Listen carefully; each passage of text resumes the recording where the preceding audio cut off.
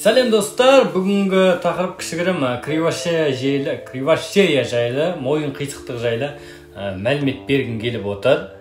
Так, сәбиіңіздің мойны қисық кривошея болса, мына видеоның соңына дейін қараңыз. Ең алдымен каналға лайк басып, подписаться батырмасын басып жіберсеңіз, лайк басып тіркеліп кетіңіз каналға.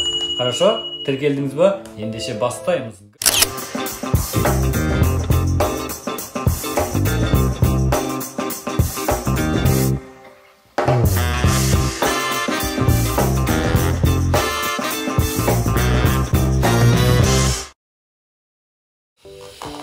Так, достар, мойын қисықтығының белгілерін айтып өтейін. Мойын қисықтықтың белгілері, кривошеяның белгілері. Кривошеяның туа пайда болған және жүре пайда болған түрі болады. Кривошеяның да туа пайда болған түрі ол мысалы іштен пайда болады да, іштен пайда болады. Ал жүре пайда болған ол уже жүре пайда болған, яғни мысалы бала бесікке жатса, мысалы бесікке жатады, бір жағымен көп емізсеңіз, немесе ойыншықты бір жағына көп қойсаңыз деген сияқты. Қазір айтып өтемін енді. Жалпы екеуінің айырмашылығы бар. Мойын қисықтығының белгілерін айтып өтейін. Нәресте басын бір жағына бұрып ұйықтайды. Мойын қисықтығының белгілері. Нәресте бір жағына басын бұрып ұйықтайды. Екінші жағына басын толық бұра алмайды, немесе әрең бұрады. Түсіндіңіз ғой да? Бір жағына көп қарайды, немесе бұра алмайды. Мойын қисықтығының белгілері. Bir жақ иығымен жауырыны жоғары болады. Bir жақ иығымен жауырыны жоғары болады. Bir жақ шүйдесі ішке қарай қисайған болады. Bir жақ шүйдесі ішке қарай қисайған болады. Жеңіл формаларында массажбен бірге уақытында үйде дұрыс жатқызуды қолға алып, дұрыс күтім көрсету арқылы нәрестеңізге жақсы көмектесе аласыз. Түсініңіз ғой достарда, жақсылап мән беру керек. Үй жағдайында да алдын алуға болады кривошеяның. Үй жағдайында кривошеяның алдын алуға болады.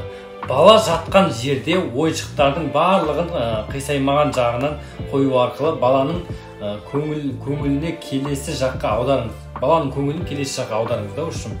Мысалы, бір жаққа көп қарайтын болса, мысалы бала бір жаққа көп қарайтын болса, ойыншықтың мына бетінен бала ойыншықпен ойнатып, мысалы, баланың атын айтасыз енді, мысалы, Әдия, Әли деген сияқты ойыншықпен мына жағына көбірек көңіл бөлдіру керек баланы. Қалай? Түсінікті отыр ма? Солай үй жағдайында алдын алсаңыз болады. Сосын бала қатты матраста арқасымен жатуы тиіс.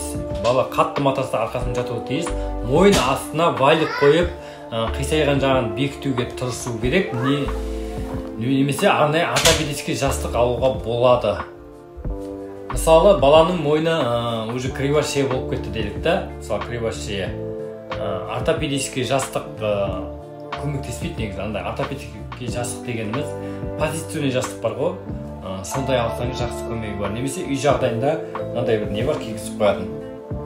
Үй жағдайында мысалы матаны орап, мысалы простынядан орап бүйтіп түймеге қойсаңыз болады. Мысалы, мына жаққа бүйтіп қарайтын болса, немесе бүйтіп көп қарайтын болса да, уже матамен бүйтіп қарай алмайды да. Түсінікті ғой да?